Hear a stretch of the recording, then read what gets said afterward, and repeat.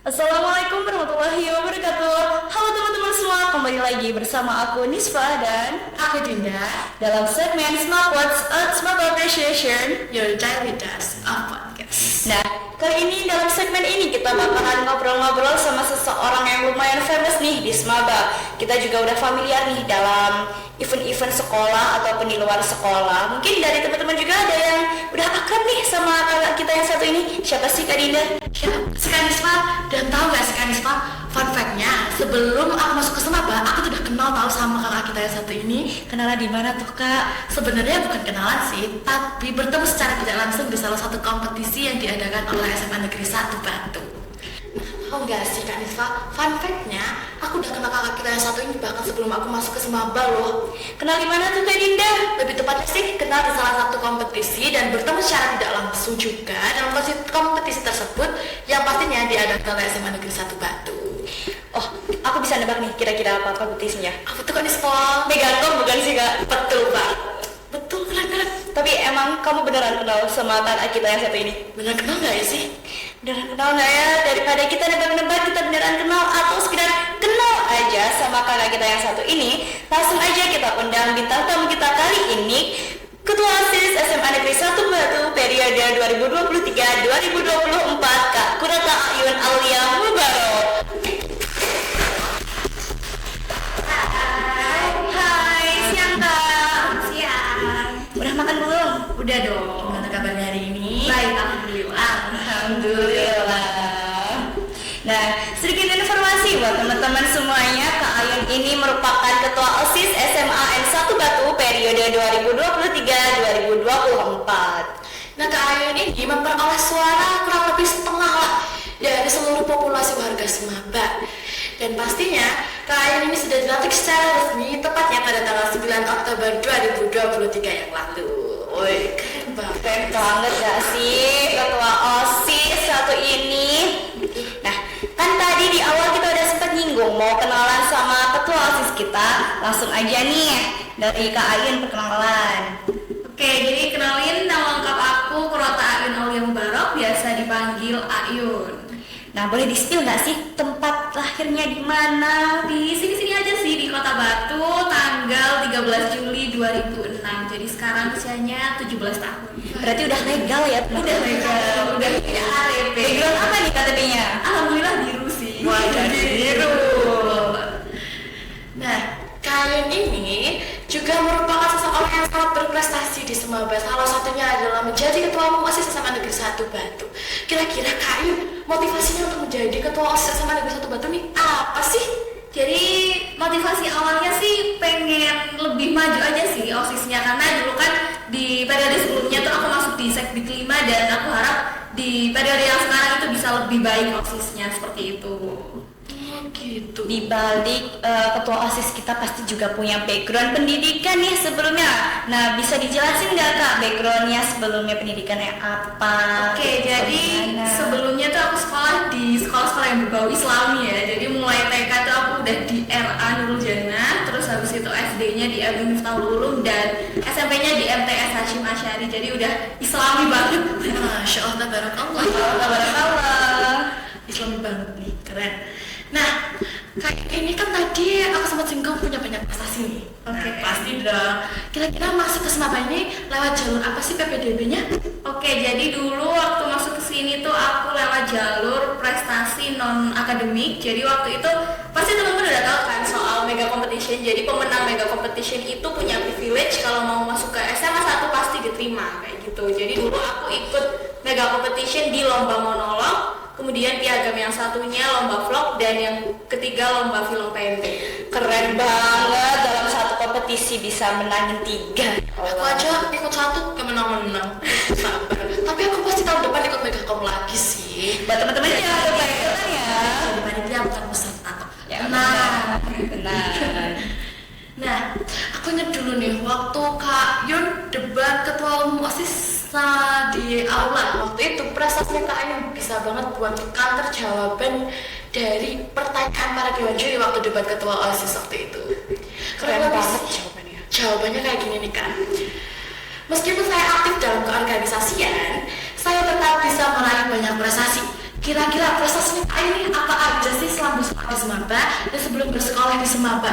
Oke, jadi selama sekolah di Semaba itu aku nggak ada prestasi di non akademik, tapi aku lebih fokus di akademiknya. Dan kebetulan waktu kelas 10 itu aku masuk di 10 besar paralel satu angkatan. Dan kalau sebelum di Semaba sih waktu SMP dulu sering menjuarai lomba film, vlog, teater, monolog. Kalau waktu SD-nya malah agak bertolak belakang. Waktu SD itu aku sering lomba olimpiade matematika waktu itu. Jadi semua lomba sudah pernah dijajahi Kak Ayun. Iya, keren banget kata Kak Persis kita yang satu ini. Iya, udah di organisasi tetap aja fokus di akademik, mana akademiknya tetap bagus lagi, keren. Itu nggak sih panutan kita.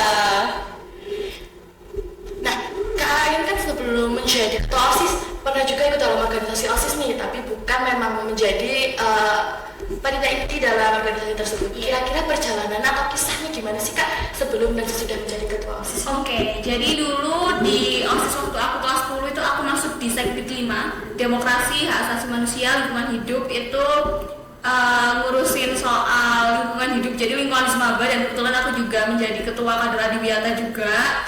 Jadi kalau sekarang jadi ketua OSIS sebenarnya nggak beda jauh sih sama waktu kelas 10 karena sama-sama sibuknya.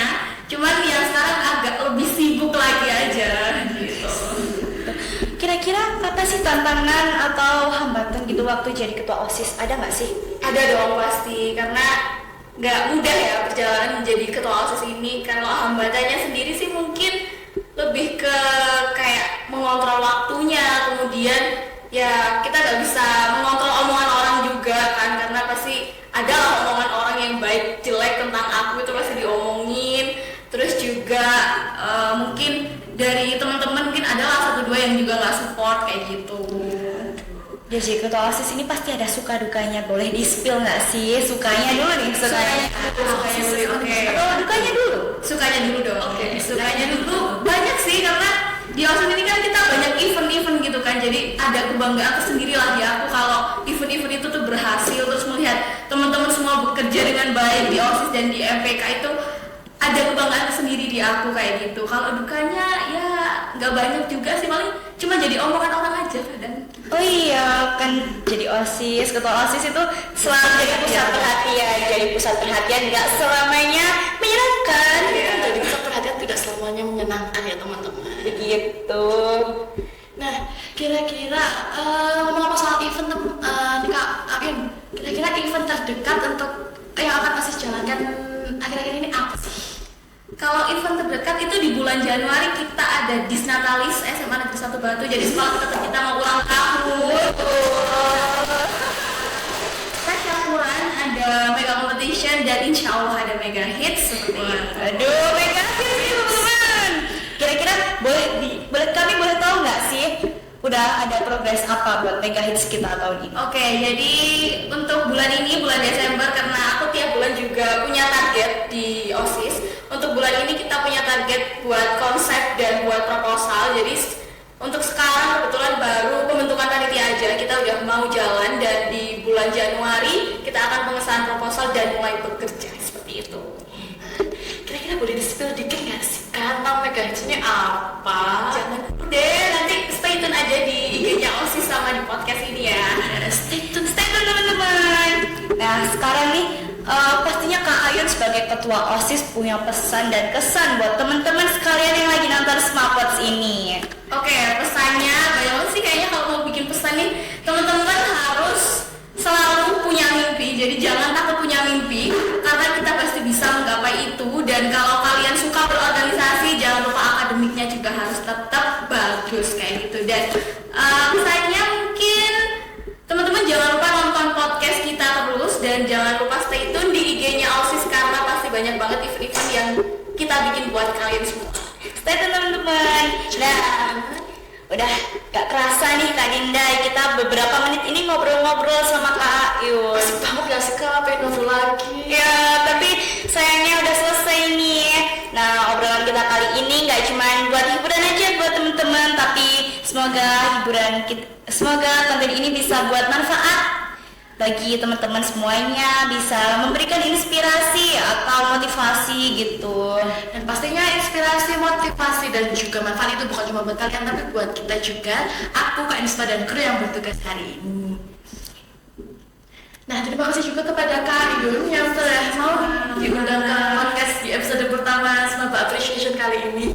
Nah bener nih, karena Smapots ini udah beberapa lama vakum ya Kak Dinda. Iya, sayang banget ya sih Kak. Tapi tenang aja, setelah lama kita vakum nih, kita kembali lagi dengan inovasi baru yang tentunya lebih seru dan lebih menarik bagi teman-teman. Kita bakalan ngadain apa nih?